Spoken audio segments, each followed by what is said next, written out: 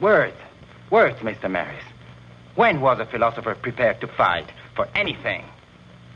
I'm paid to teach, not to act like a barbarian. But I must say, you make the arena most enticing. Tonight, James Mason stars in A Sword for Marius.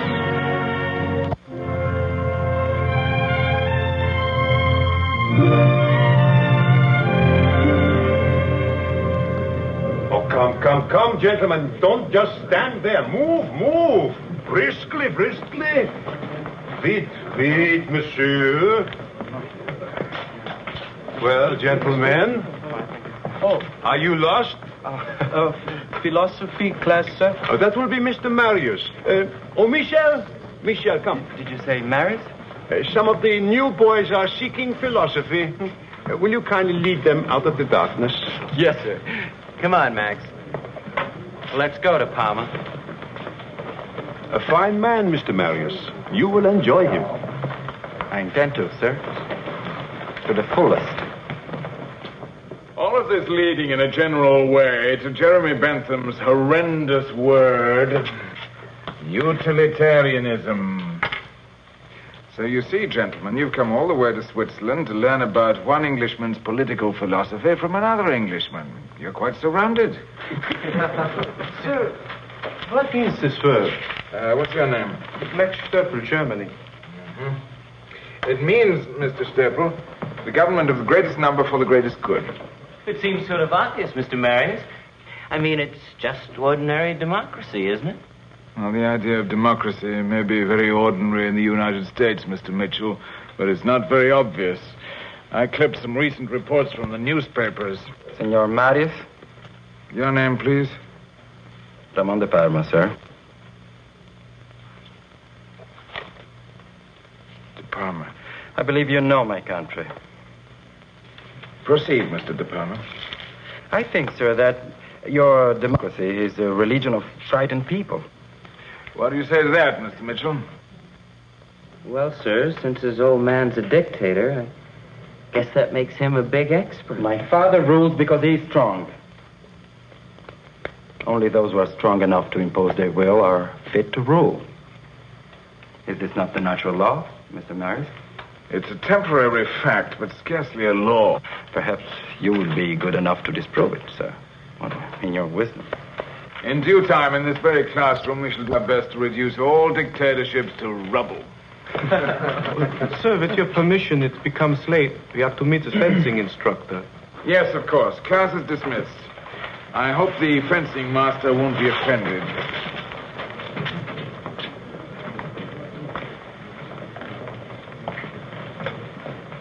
You mustn't be disappointed, Mr. Marius, if, despite your speeches, strong men will continue to rule. I promise, Mr. De Parma.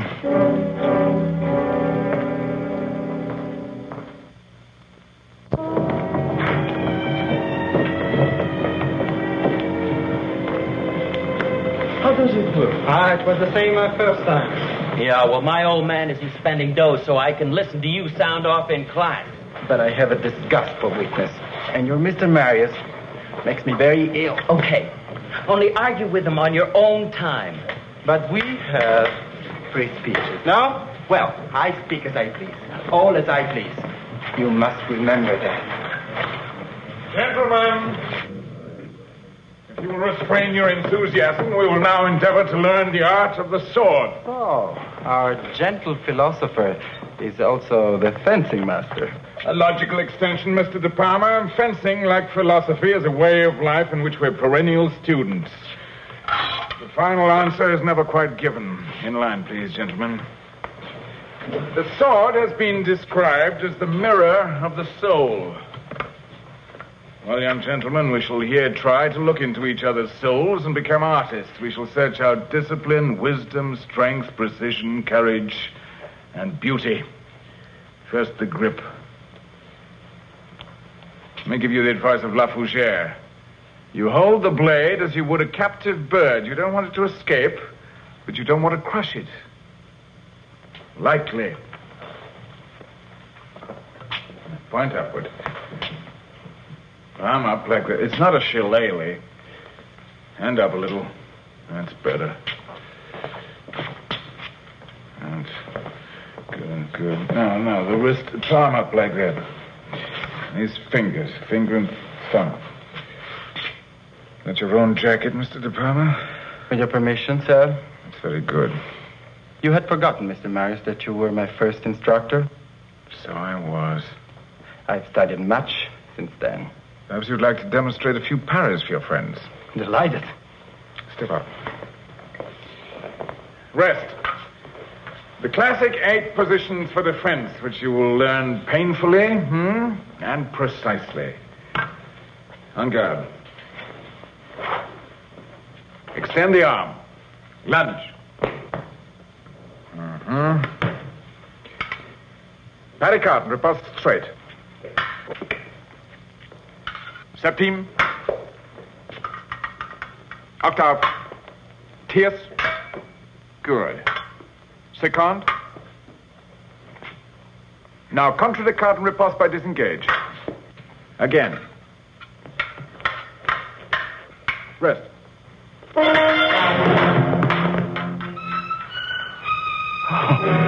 captive bird has escaped, sir. I said rest, Mr. De Palma. Forgive me for misunderstanding.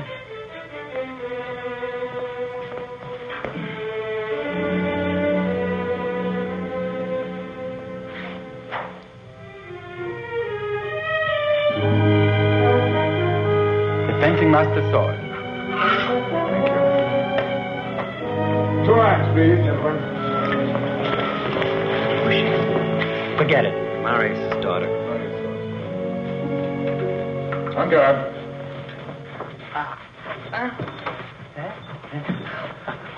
Marius had dropped his sword, though you don't disarm him so easily. Oh, his guard is weak. Look, do you mind? I'm trying to work. Of course, you must study very hard, Mitchell. Okay, I'm no genius. But I've had Mr. Marius for a few courses around here. How amusing. Yes, isn't it? He's a very funny guy. He likes books and flowers, and he doesn't make trouble for anybody. Why are you giving him the needle? He was an acquaintance of my father. He wouldn't spit on your father.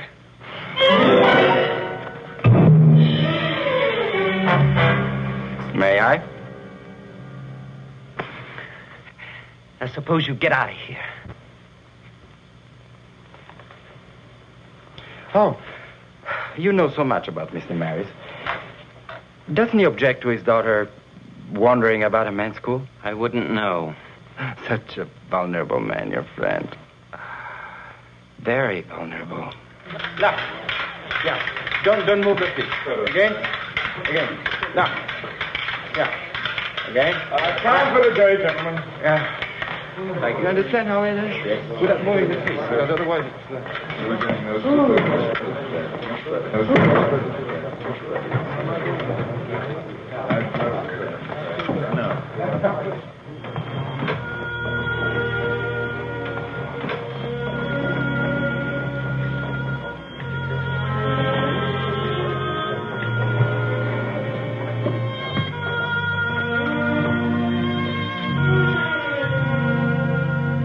But it is so. It's a fact, beyond doubt. One time you did live in my country. It's impossible. But I remember you were a sticky child, you know? I don't believe it. My father would have told me. Then he lied to you. I'm sure he hasn't. Just never mentioned it. Besides, the whole thing's fantastic. Make it sound as if we had some sort of shadowy childhood romance. Ah, you are much too young and much too sticky. but you're very beautiful now. And we've met again, and that's the most important thing of all. Lenore? Hello, Father. I thought you had a meeting. No, I put it off. I thought I'd work over the flower beds today. I see you've met Mr. De Palma. I was just explaining to Lenore that we have shared a portion of our lives. You know it's forbidden to wear your fencing costume outside the gymnasium. Oh, is it now? Again, I beg your forgiveness, Mr. Marius.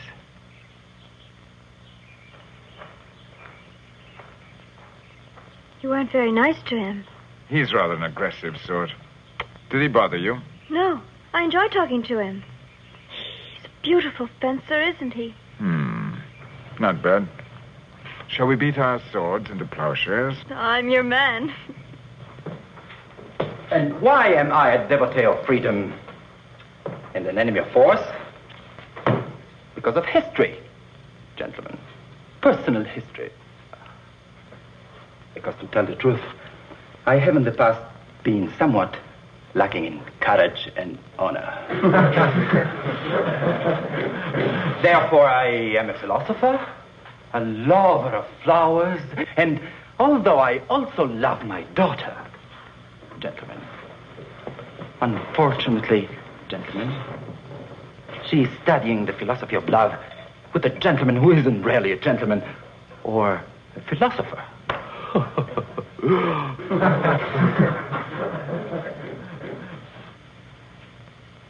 You quite finished, Mr. De Palma?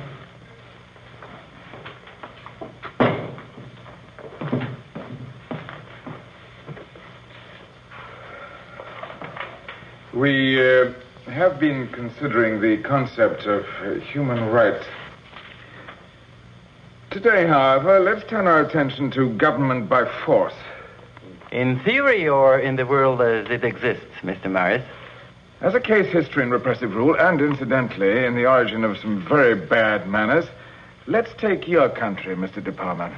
Unfortunately, there are difficulties in such a discussion because what we choose to call human rights vanished from your country the day your father took power. So we cannot discuss law because rule by whim and tantrum is not law. We cannot discuss the relationship between the executive and the state because there is no state. Instead, we have one vast personal farm in which human animals... I will not hear this. You will hear out my argument. I have pride. Pride is an irrational emotion. You should reject it. So, gentlemen, we're examining a relationship between a farmer and his beasts. A subject which might more properly be discussed in a class in veterinary science. So, unless Mr. De Palma has something further to add, we'll return to our previous subject.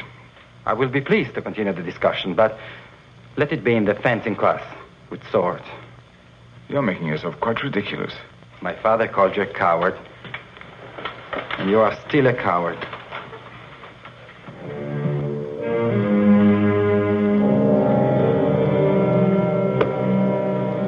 There'll be no more discussion today, gentlemen.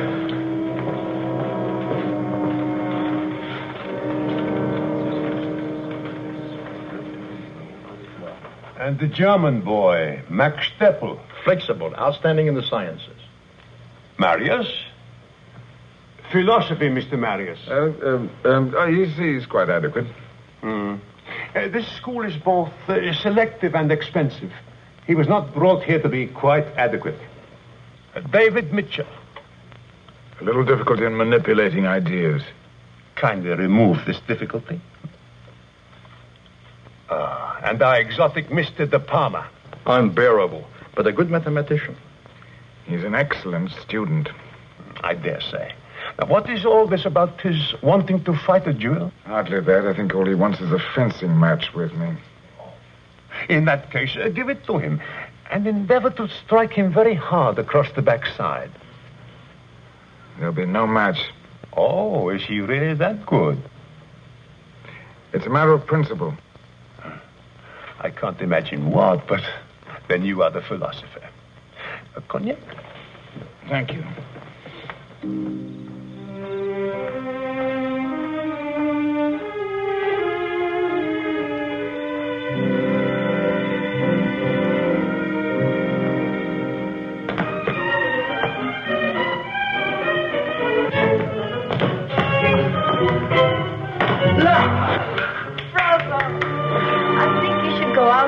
Dragons. I shall bring you their heads to play with.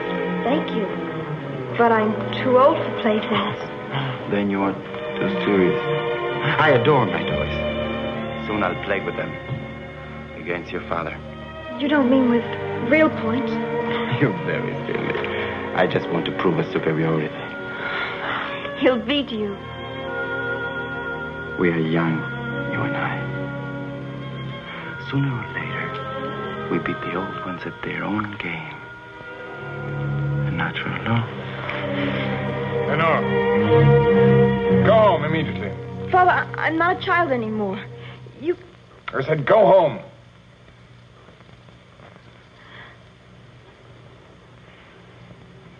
Lenore? Stay with me.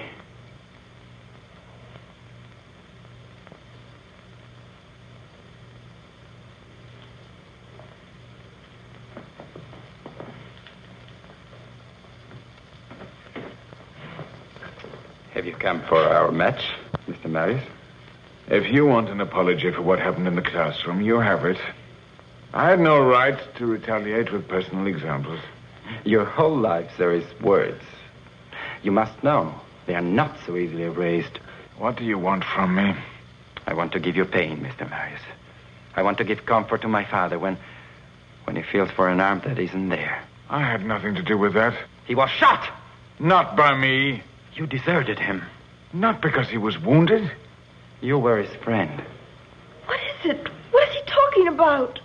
I speak of the night your father ran away with noble phrases on his lips and left my father to die. It's true. A man of such greatness doesn't die so easily. He remembers you very well.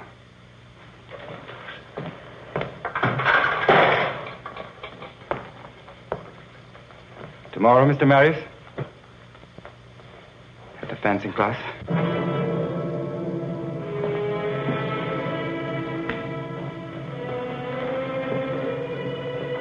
You're afraid of him, aren't you? Yes. For some thousands of years, he's been quite terrifying. I'm not talking philosophy, Father. I want to know what happened. I want to know what you really are. I had a school there. Ramon was one of your students. His father was an army colonel. He was a very remarkable man, eager for knowledge. He used to cry when they talked about what the new ruling clique was doing to his country. I helped him organize a counter-revolution. During the bloodshed that followed, Colonel De Palma was wounded.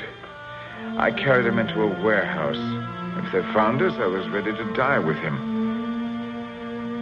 But he became feverish and talked a lot. Raved. And I realized that his ambitions were monstrous. That everything that I believed in would become filth in his hands. So I took you, ran out of the country that night, turned my back on violence forever. It's not fair to hate you. His father was the traitor, not you. It's fair to them. Every horror is fair to them.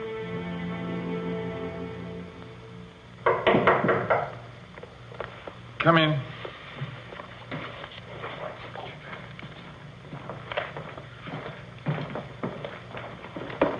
Sir?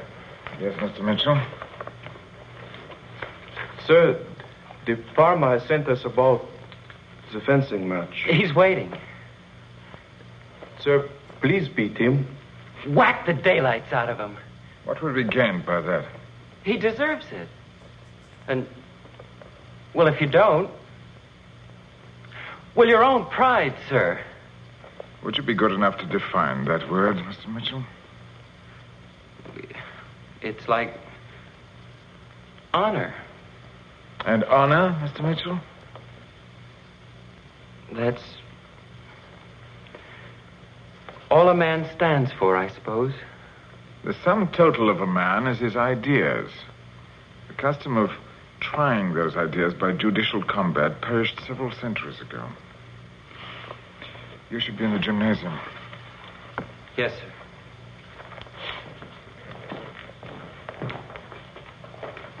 There will be a fencing class today. Yes, class as usual.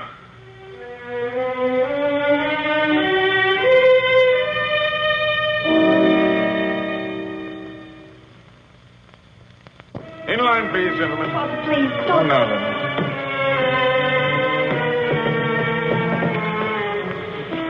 Today, the theory of the false attack. Mask on guard positions.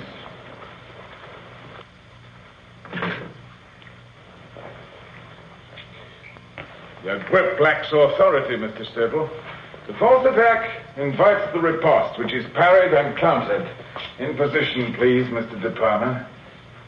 My father's son, at your service, sir. You will obey my order, please. You must enforce your order. Or perhaps you would prefer to make a speech, sir. Or to run away again. It is quite sharp, Mr. Marius. You really are a most unpleasant young man. And you are a fool. You think that fencing, like politics, is a game. You made your little protecting rules. And they are false. Ever since I left your country, Mr. De Palma, I've been convinced that never again would I settle for a brute fight. But you make the arena most enticing.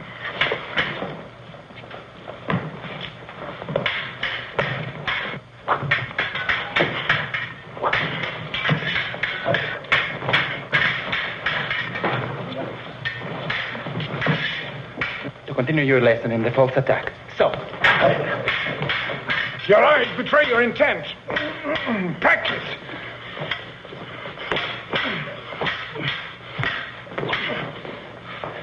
You've practiced too long, old man. Too many years. And the breath gone.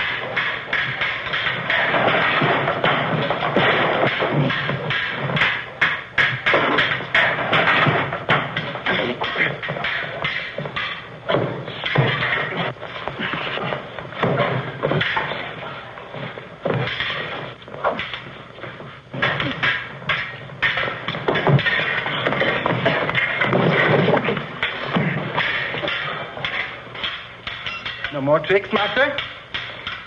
Show me. Teach me.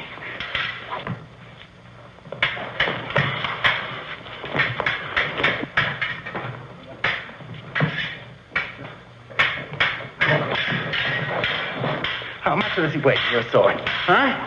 1 ton? 10 ton? How much?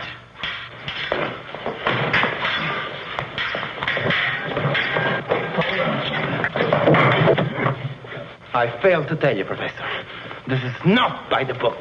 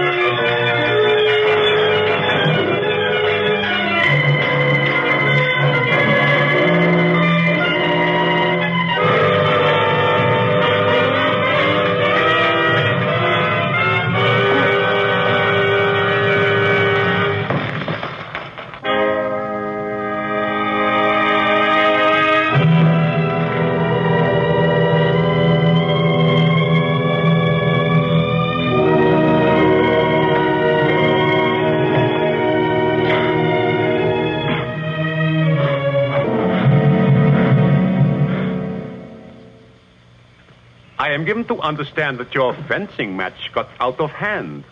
Briefly. As a matter of fact, the young man is leaving. You know, I find this whole affair almost as shocking as it is fascinating. Young woman, were you not raised to leave when your father has a guest? No, sir. Yes, only, the only point remaining is your reversal of principle. I should be delighted to know why a philosopher decided to fight. Was it pride?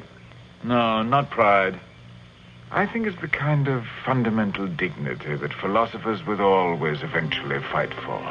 Pride is something quite different. Is it really?